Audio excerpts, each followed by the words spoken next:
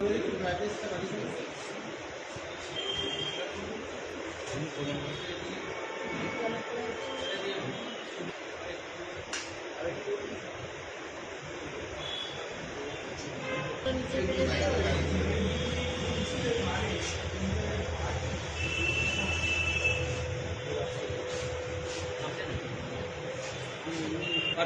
ওই পতাকা ছিটছে বললেন, একটা ছবি তুলেছিল,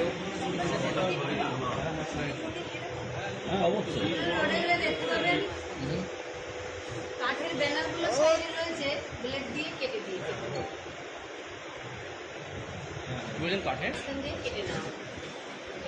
কোন জায়গায় কাঠটা রয়েছে বাড়ির পাশে বাড়ির পাশে না, ওই রোডটা কোন রোডটার নাম পেয়ে আমাদের বাড়িতে যাওয়া যে রোডটা হচ্ছে যে এটা এরকম আপনাদের পোস্টার ব্যানার ছিঁড়ে ফেলা হচ্ছে। সেটা জানি না। একজনের নেতা আসবে বলে যদি তার আমাদের বিজেপির প্রতি যখন তো ওদের জন্য ওদেরগুলো ছিঁড়ে দিস তখন কি হবে? কিভাবে দেখছেন এই ঘটনা, কিভাবে দেখছেন? ওরা আমাদের ভয় পেয়েছে। শুধু কি বিজেপির ফ্ল্যাগ ছেড়ে দেখলেন নাকি সঙ্গে আর আপনার বিরোধী আছে সিপিএম তাদেরও ফ্ল্যাগ ফ্ল্যাগ পোস্টার যেমন ছিল তেমনই ওদের পাশাপাশি ছিল। এবং সেলিম স্যার নিজে কালকে বলেছেন যে আমরা সবাই মিলে বিজেপিকে হারাই, মানে তৃণমূল এই খুব শুধু ঠিক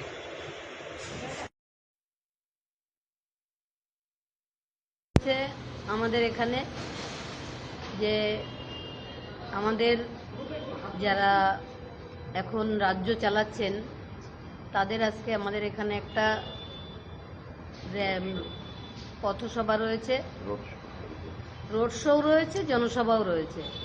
তো সেখানে তাদের ছেলেরা এসে আমাদের পোস্টার ব্যানার সব ছিঁড়ে ফেলে দিয়ে নিজেদের পোস্টার ব্যানার লাগিয়ে যাচ্ছে। আমরা কালকে যখন বাড়ি যাই তখনও দেখেছি ও ছেলেগুলো সব আমাদের সব ছিঁড়ে ফেলে দিচ্ছে, ওদেরটা লাগিয়ে যাচ্ছে।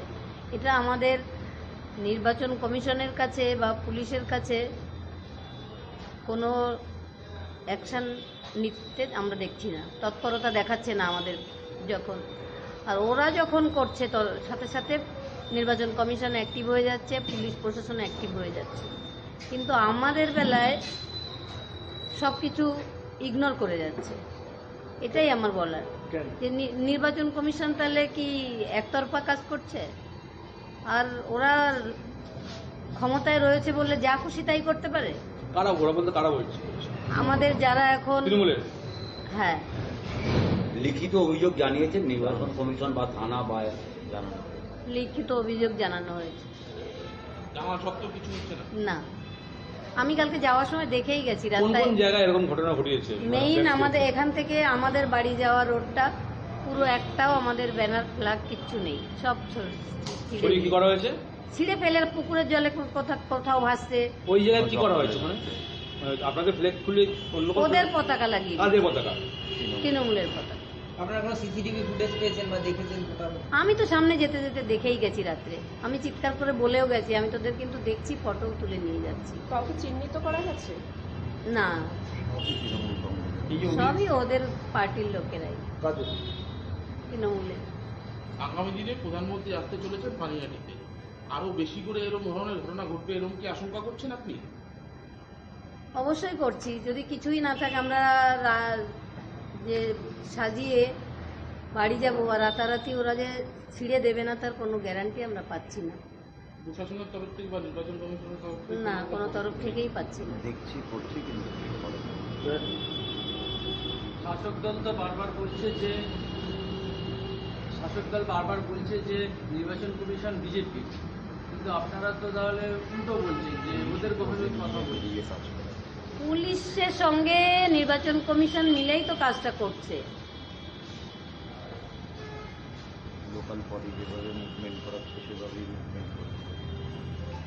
লোকাল যারা তৃণমূলের,